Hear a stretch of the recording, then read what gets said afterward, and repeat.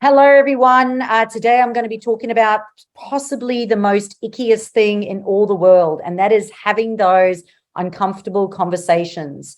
And those are sales conversations.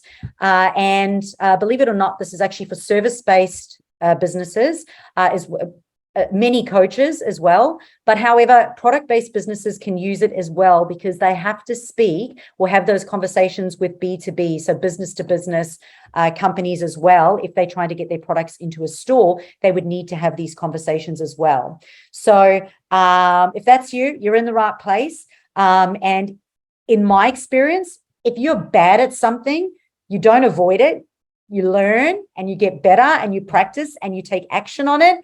Because that's the only way that you're going to grow. And over the years of me working in all my businesses, probably around, it must be around 25, 27 now, just shows how old I am. Having all these businesses, I've had to have so many uncomfortable conversations. And that also means you have to get used to hearing no, okay? Because you're going to hear no's. But, you know, we've got to take everything with a pinch of salt. So today I'm going to give you some confidence in it. I'm going to give you some clarity around sales conversations, and I'm going to give you a simple process. On top of it, I'm also going to put together at the end of this, so it will be added to this, a template that you can use. So literally you'll be able to print out the template, have it with you so that when you have those conversations, have it on a clipboard and go past it. And a lot of people feel like they've got to learn it. And that can sometimes be stressful, especially when you're starting out. So for me, what I always used to do is I just used to have a piece of paper with the template and I had the questions there and I went through it. They don't know what you're doing, but what I do is I write down the answers to the question. And this is really important. And I didn't even realize how important it was until I did the NLP training, but really, really important because it helps you to listen better. It helps you to prioritize the pain points of the person that you're talking to and makes it easy for you to then mirror those responses and use those words back when you are actually having those conversations with them, which helps you in turn get a yes. So firstly, put up your hands if having sales conversations makes you feel icky. For years, I used to get a knot in my stomach. I used to just feel like really uncomfortable. And sometimes I feel that when people go to online marketing, they think that they don't ever have to have those sales conversations. And people who know me know that one of my fundamentals of online marketing is you have to get people offline. And you have to have those conversations offline. In fact, and I tell people this often, it was a skill I learned on Tinder. If you had conversations on Tinder talking to someone and you went backwards, forwards online, the messages can be misconstrued and you can actually they'll start looking elsewhere, just like on Tinder, and you'll lose the lead. So it's really important to say, that's cool, let's have a conversation. And get them into a structured conversation where you can have a meaningful conversation and sell them into your program.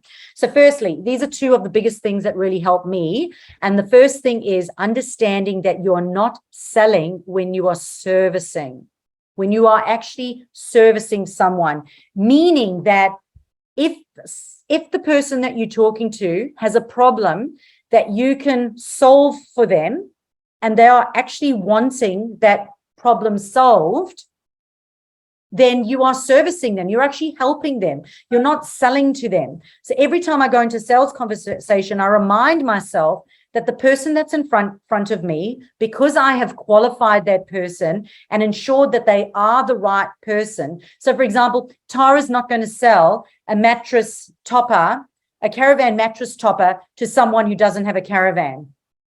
Okay, she's not going to sit there and have a 30-minute sales conversation with that person. So then you can understand you're going to get objection and it's not going to work, right? So qualifying is really, really important.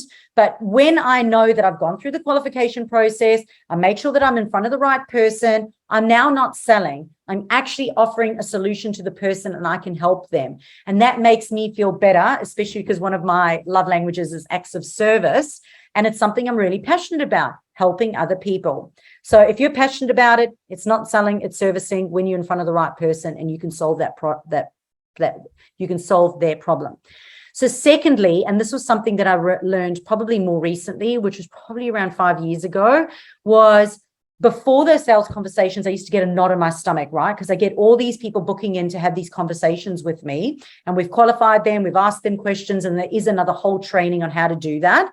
Or if you work one-on-one, we've gone through that process. But I would still get so nervous and uptight beforehand. And it is an energetic thing as well. People can sense that. So I really needed to raise my sort of frequency and raise my confidence and make me feel better. So number one was understanding I'm not selling to them, and I'm actually going to help them. And number two was I actually prepped myself beforehand by going and reading previous testimonials from clients that are happy. All right. So I would spend 5 or 10 minutes before it going and looking at all the people that I've helped and remembering. So if you don't have testimonials or success stories or text messages, like screenshots of text messages, I would go and I'd reflect back on what people have said or how happy they've been. And I would soak that all up, going, I really helped that person with that. And they were really appreciative. And that really boosted my confidence in myself and clarity around the fact that what I was offering actually does solve a problem. Okay. So that just helps with your mindset and your confidence. So hang on to those two things. They really do take the pressure off those conversations. So firstly, knowledge is power. But we also know that knowledge backed by action, even when it's imperfect, Tara, is what creates powerful change. And sometimes the want for perfection and OCD can actually stop us from taking action. It can actually paralyze us.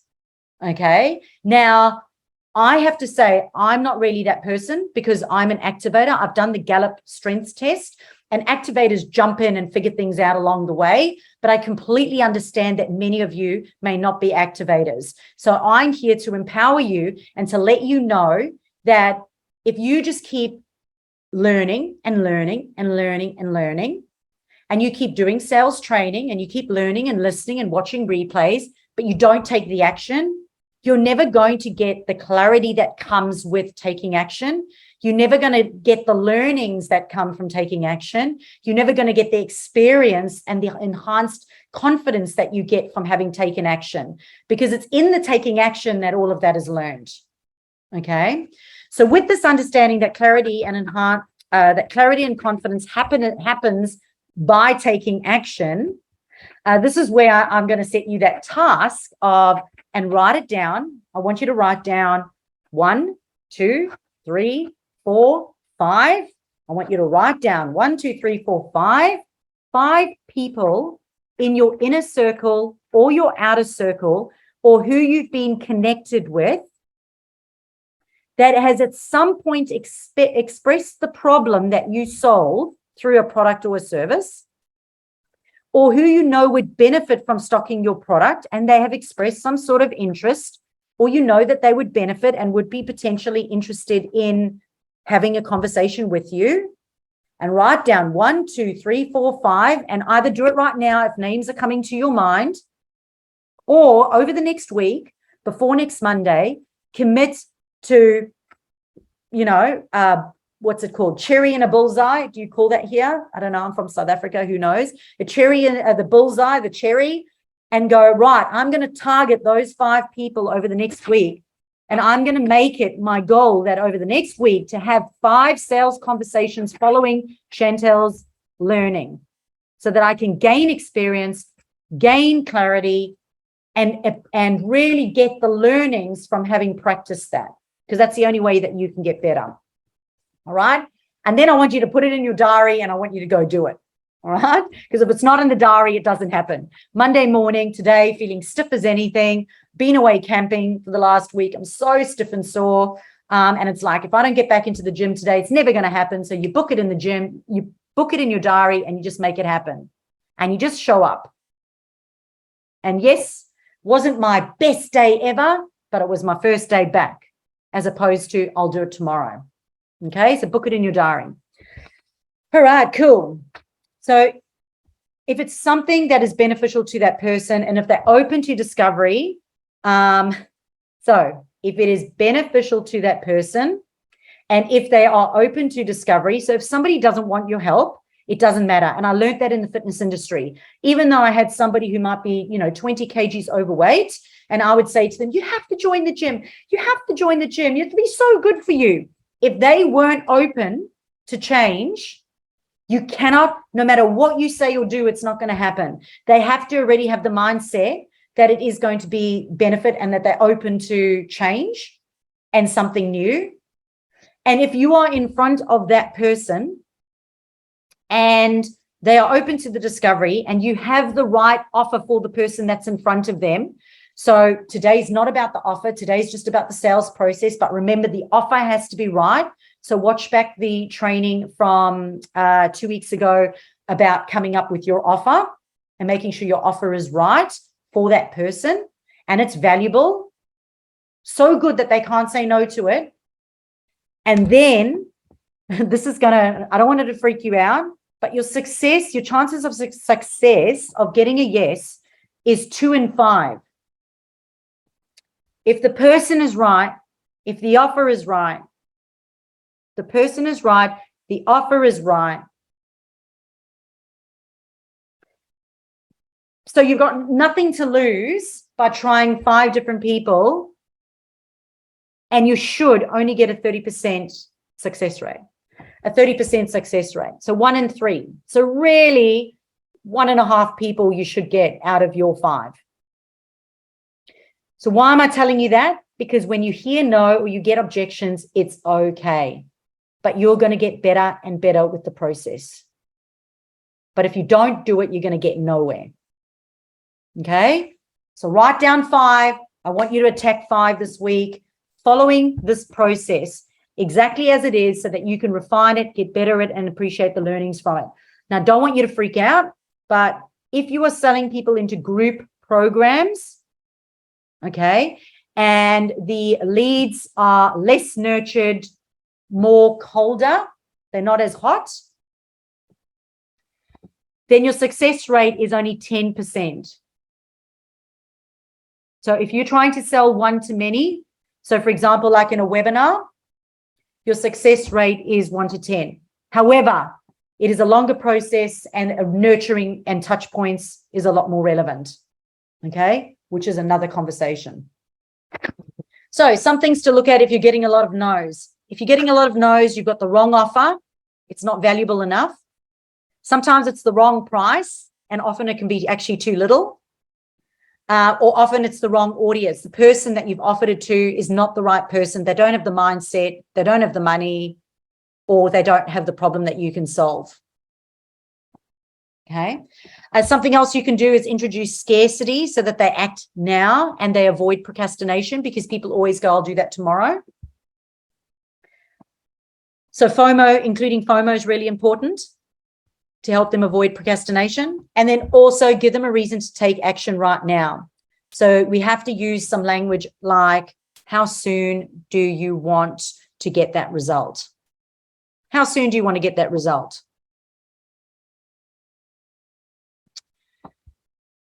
So if your conversion rate is higher than 30%, that doesn't mean you're a gun of a salesperson. If your conversion rate is higher than 30%, it usually means that your price is too low. So if you're fully booked and you are just booking in sales calls and you're selling all of them into your program, your diary's full and everybody's booked in, it means your price is too low. Or perhaps your business is not too big enough to accommodate more business. Or make sure it is.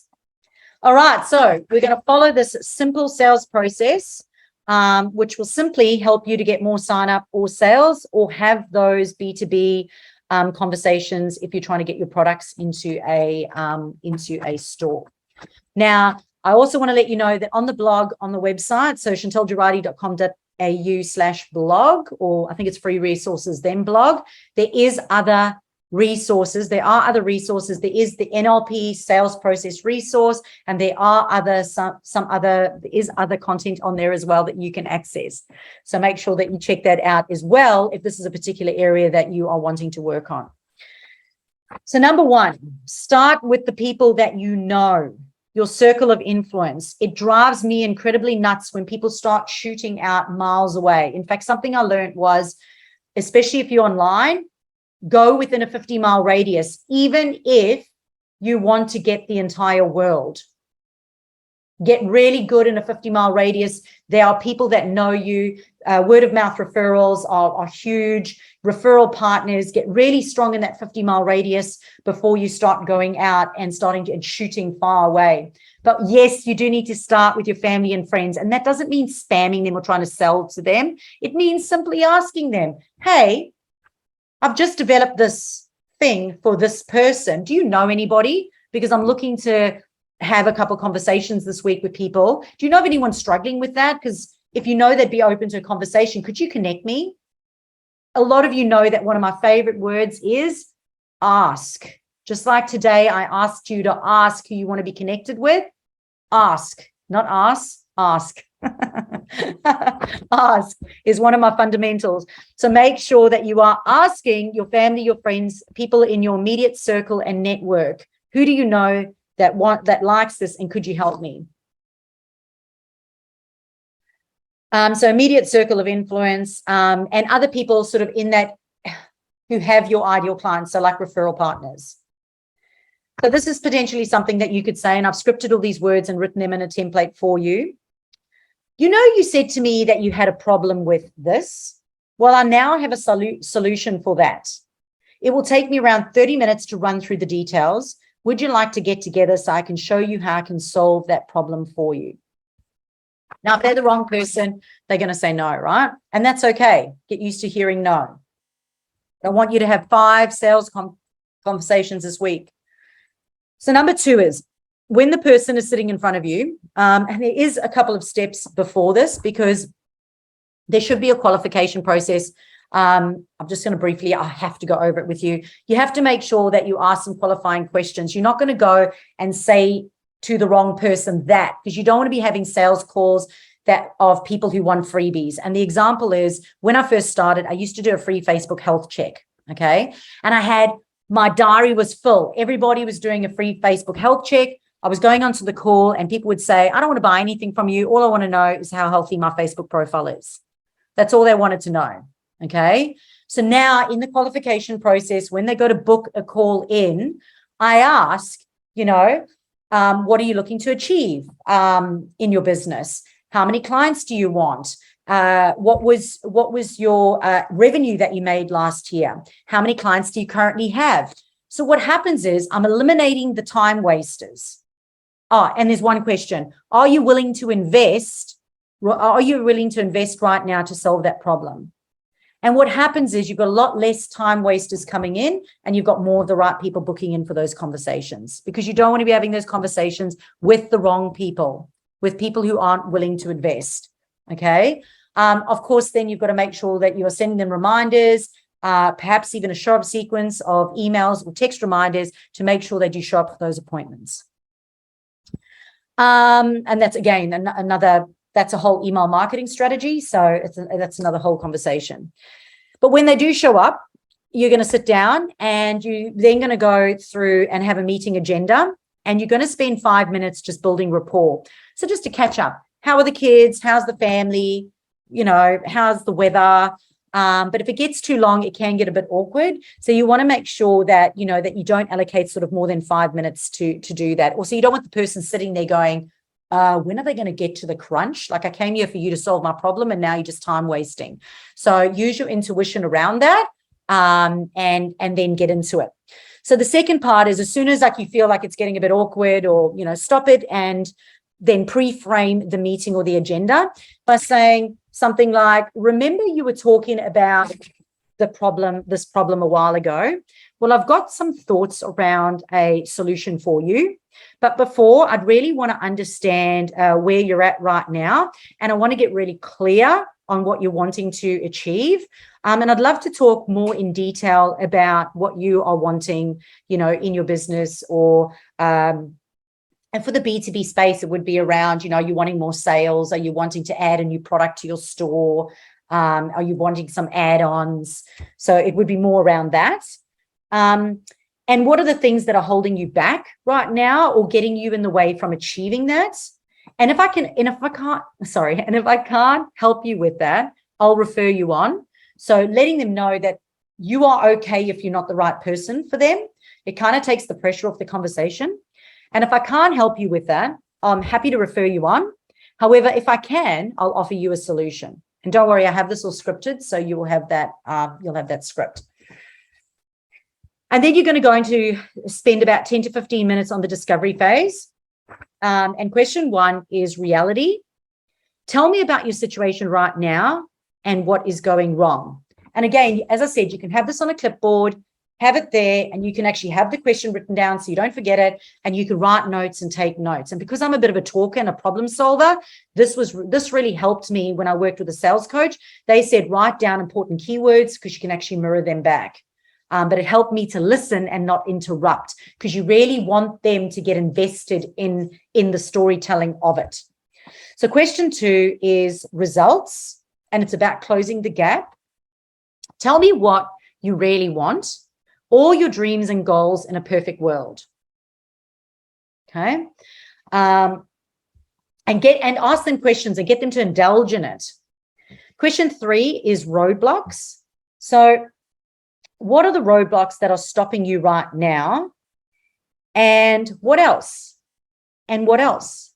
And what are the problems? Is there anything else? So we really want them to, I call it rubbing salt in the wound, but we really want to get every single problem. And I'm struggling with this, and I'm struggling with this, and I can't seem to get this, and I really can't find this. And it's really important to get a lot of this and write them all down.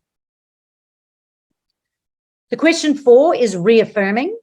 So before I continue, would you mind if I give you a summary of what I've heard from you? So you're letting them know it's a summary of what they've said. And this is where you'll go back and give them the summary in their words that they used.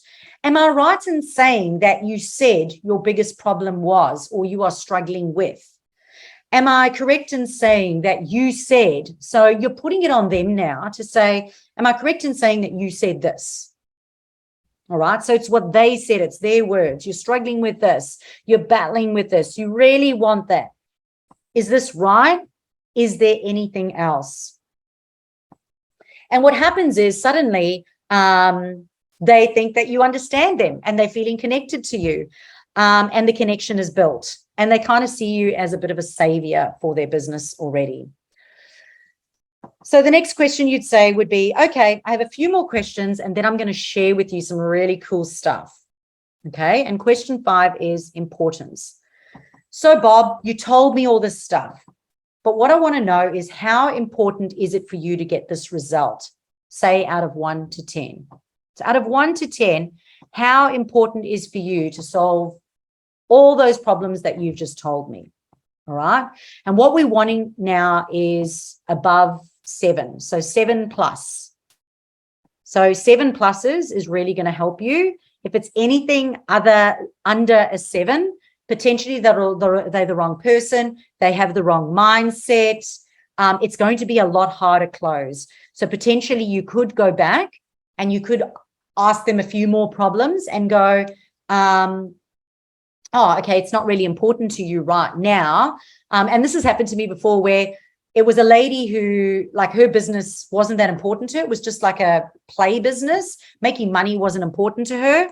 And if making money is not important, well, then it's not going to be a bit fit because they're not really going to see the importance of investing in it. Okay. So just noticing that amount out of 10. However, if they, this also helps you moving forward, because moving forward, if they have said 7 plus, when you get to the objection stage, you can come back and say, I'm confused because earlier on you said to me that you were an 8 out of 10. You're an 8 out of 10 in the importance of you solving this problem right now. So question number 5 is importance. Question number 6 is help. So Bob, I'd like to ask you, do you want help with that to get it done faster, following a proven process? Or do you want to do it by yourself, even though it may take forever? Okay. And again, I've written this down, so it's all You don't have to write it down. Question 7 is invest. Okay. So you said it's really important to you and you'd like to get some help with that. Are you willing to invest to get those results right now a lot faster following a proven process? Okay. And you can nod your head. Some NLP things is nodding your head and smiling. And a lot of people will say the next person who talks loses. So you literally sit there and you wait for a yes or no, and you're just as silent as anything, which is really hard for a talker like myself. So it's something that I have written down. Stay silent and just nod your head. Do you want help with that? Don't say anything. The next person who speaks loses. And are you willing to invest to get that result a lot faster? So next person speaks loses. So yeah, as I said, a bit difficult for me. So the next part is spending 5 minutes going over the offer. Would you like to know how I can help you with that? And we're just waiting for those yeses. Well, here's how it works. And this is where you can put in front of them your catalog. If you've got a company catalog or a brochure or an infographic of the program outline, you can have everything there. Now, this is where often I fail because I go into the complete over delivery of what I can do because I get so super excited and I overwhelm the crap out of them. And if you overwhelm people, you will get a no, because a confused mind buys nothing. So when you put it in front of them and you go, I've put together a program that solves the exact problem that you're struggling with and can get you the result that you want. And here it is. And you can have a lovely little infographic of how it looks. And stop me at any time if you'd like to know how it works. So be minimalistic in the deliverables of the program. So the example is, so just to make it more clear, the example would be, instead of going, you're going to get this many sessions and they're on this day and they're on this day and they're for this long and you'll get the recordings and all of this, have it real simple. You're going to get one-on-one time with me, access to emails and calls, all our recordings, and so just keep it real simple, as opposed to blah, blah, blah, blah, blah, blah, blah, blah, blah, blah, blah, blah, blah, blah. Okay? And stop me at any time if you'd like to know how it goes deeper. Have your total values there, as you would in a webinar presentation. You've got the value of this is.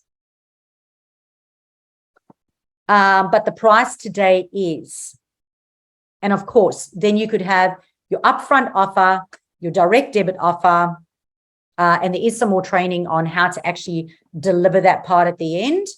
Some people show 2 offers, so 1 and 2, and they may say some people prefer the cheapest and some people prefer the best. Which would you like? Some sales companies say have 3 and have the center one as the preferred option and have it bolder and more relevant, bolder and more highlighted. Because people will choose not the cheapest, not the most expensive, but they'll go in for the middle one. But saying some people prefer the cheapest, some people prefer the best, what would you like? And then you'll ask them, so what do you think? And this is where you'll get some feedback and possible objections. They may mention the value, how does the payment work, the session info, and maybe even say it might be out of their budget. But remembering, I've told you today, we have to get used to no, and it's okay. The offer may not be right for them, or it may not be right for them right now. So don't be rude. I've heard this before when someone goes, right, that's it, you're out, like I'm done, you're not interested. And Sally, actually, this worked when I had my health, wellness and fitness center, because they may come back in 6 months' time and go, the timing's right now, or they may refer someone else. So you don't want to be rude, which is really important. So I have prepared for you 19. Let's see if I can get it done in 8 minutes. 19 objections, and I'll rush through them, but as I said, these are all written down. But these are possible objections that you may get and how you can handle them. Number one is price. So firstly, I think it's really important that you know your competitors' price and their value proposition so that you can differentiate yourself from them, and you can show that the cost will outweigh the outcome of it. Having an infographic can help with those 1 to sort of 3 options, and then the upfront or payment plan. And number 2 is, I'm okay for right now.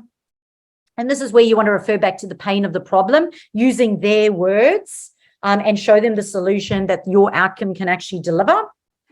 And again, keep identifying or refer back to what the problem they said was, as well as out of 10, how badly they said that they wanted the result.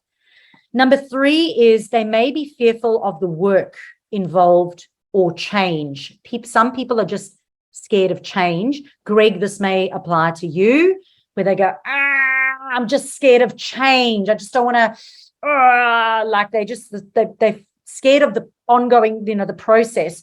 So it's really important in that situation to share success stories, show them the outcome and the before and after of how someone else in that industry or someone else like them said they were struggling with this and now they're feeling like that. So we want to show them that because it'll give them confidence. Number 4 is, how do I know that you are the person who can help me with this? So you want to go then and show credibility. So make sure that, that you do have credibility. You've won some awards or any other experience that you may have or anything else that's really credible. You want to make sure that you have that ready. Number 5 is, I need my partner's permission. So in the qualifying process, you can actually say to people, if there is someone else who is needed to make this decision with you, please ensure that they attend the appointment with you. I acknowledge that I am the decision maker in my business, and they can tick that. That can help that objection. But as I said, qualifying them beforehand is really important. But if it happens at the sales call, rebook them in straight away and go, okay, let's book that in right now. Let's book that appointment in right now with your partner, or let's book that in right now with your partner, or later on. Number 6 is timing. Oh, the timing's not right, because there's never a good time, right? There's never a good time for change or hard work or getting results or putting effort in. So you have to show them that, what are they going to do next that's going to change, and refer back to how in the last year what they may not have been doing based on what they've said. What that hasn't worked and what are they going to be doing differently, and ensure that you actually follow up with them in the next week or 2 and go asking them, has anything improved? Have you made changes since our last conversation? Because perhaps they've realized they haven't done anything and perhaps they actually will come back to you. So following up is really important. Number 7 is those looking for a magic pill. So this over here is, some people are just always looking for a magic pill. So you just want to look at mindset. You can give them some education around the downfalls of the magic pill that they think exists. Statistics can really help with that. Number 8 is they may say that they're working with someone else. This is important for you to show their point of difference. And in fact, I often then have to qualify them to say, can I work with that person? Greg and I would have had that conversation where I would have asked him whether or not I can work with the person that's responsible for their email marketing and social media, because if they're not willing to be in those conversations and have those conversations, it's going to be really difficult for us to work together, which wasn't a problem for Greg. In fact, Greg's great. Even his business coach and I connect. So number 9 is, I haven't heard of you before. So again, just make sure that your credibility, awards, qualifications, reviews, and testimonials are there. And I had one lady say this, go, I don't even know who you are, after she'd booked a sales call, had the sales call, gone through the qualification process and gone, I don't even know who you are. So I was like, no worries. I can send you, here are all my testimonials, here's all my credibility. And I had everything there that I could send her, and then said, let's have a conversation afterwards. But again, it could just be an objection. She could be the wrong person. Number 10, this one, and I had this one this morning. How did you get my details? So I sent out an email on the weekend saying that there is a an event on the Gold Coast for the health, wellness, and fitness industry on social media. She emailed back and went, how did you get my details? I'm on the sunny coast and I'm not in that industry. And I'm like, I don't subscribe you. You've subscribed at some point, but we do have an event on the Gold Coast. So it's not segmented. It's very difficult to do that. But it says if you're on the Gold Coast, you're here. So a polite response. And then you could check your CRM and remind them that they opted in if you have a CRM, or else just simply say at some point you would have opted in because we don't add people. However, if you're not this is who we are and what we do. And if you're not interested in that, please feel free to unsubscribe or email back and I'll unsubscribe you. Okay. Number 11 is I can't talk right now. So not a problem. Schedule an appointment, but make sure that you have a compelling one sentence to stop the right person. So compelling one sentence to say, okay, I appreciate that you're busy right now, but if you're interested in getting if you're interested in getting more inquiries into your business for free, we've got a program starting and I don't want you to miss out. So would you like to book that appointment? So just a compelling sort of one sentence. Think about one sentence that will stop the right person for that offer to go, yes, I will schedule that appointment. You have to have that one sentence ready. Number 12 is send me some info. So make sure that you have gone through the whole process. I don't write personalized proposals anymore. I just don't do them anymore. I have a catalog. And I say to them, here's an overview of my catalog. Here's success stories. Here's catalogs. I don't write proposals. However, we will have a one-on-one and I will go over all the areas in your business that you need help with. And we can have a second discussion on that based on whether or not I feel they're the right fit for me. I find men like more conversations. So I would have had more conversations with Greg. Greg and I would have had a few conversations before he signed up. And again, you have to map out your customers. I know men have a lot more touch points and conversations, and I'm happy to do that. I find women seem to buy my program quicker. But I understand that, so I will entertain the right person for that. Else Greg wouldn't be here. I don't want to be tied into a contract. So usually I say this isn't a contract, this is a program. In my experience, with all the experience that I have and all the qualifications that I have, that this works over a period of time. And if you prefer, you can pay up front. Okay, if I don't want to be tied into a contract. Number 14 is I have no money. We'll show them the return on an investment. And sometimes using metaphors can really help in that situation as well. So it's less than a coffee a day. Some people will say, oh, it's this amount of money. Well, what is one client worth to you? With Tara, because it's a product, it would be more around, how much is physio and going to GPs and doctors and chiro worth to you based on the fact that this mattress is going to prevent you from that. So, and the mattress lasts longer. So you want to make sure that you have some of those comparatives ready. I can get this cheaper elsewhere. So say yes, but not everyone has the same experience and the value that I have. And some people like cheap and some people like the best. So what would you like? And if you pay for monkeys, if you pay peanuts, you'll get monkeys. You pay for what you get. Number 16, I don't need this. Well, again, is that true?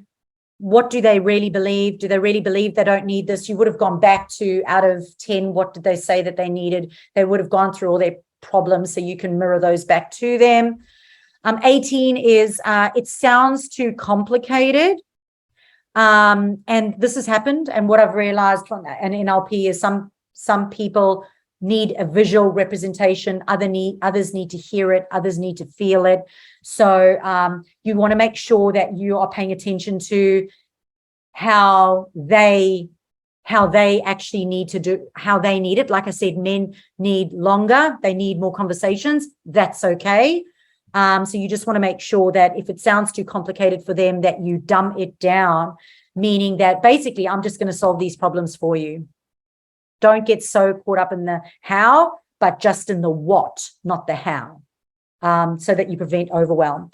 Number 19 for product-based businesses, postage handling, refunds or T's and C's. You want to make sure that you're clearly communicating it in the sales process or when you're signing them up, clearly and simply. So it's important to get them to make a decision on the day, guys, understanding that B2B is a longer sales process. So B2B is a longer sales process. If Tara went to a caravan store or Daryl went to a store or Kerry Ann went to another store and asked them to stock their products, there would be a few sales conversations. It wouldn't be on day one. It just wouldn't. There would be a few. And in fact, right now, post-COVID, I can tell you right now that sales conversations are longer. It's about 11 touch points right now. So email marketing certainly helps. But as I said, that's a whole email marketing strategy. But following up, super important. Ensure that you do have written terms and conditions and make sure that you get a lawyer to check them. Make sure that you include everything in those T's and C's so that nothing can go wrong for later. Make the sales process for signups really easy. So just sign here, take the money here. Okay. We've learned that when we asked people for their physical address on sign up, our signups slowed right down. Our immediate signups slowed down, and we had to wait. We would have to follow up, and try and get them to sign up for a whole week or two later. All we did was remove their physical address, and the sign up online was a lot easier. And then we asked for their address later. So you want to check that sales process. And again, there is additional training on the website on that. But ensure that you have created the right value proposition, program, offer, or have the right product that's going to deliver the best result. And you know how to communicate that so that you can get more yeses and you're perfectly clear on who that person is that will buy that. All right. So that's the training for today.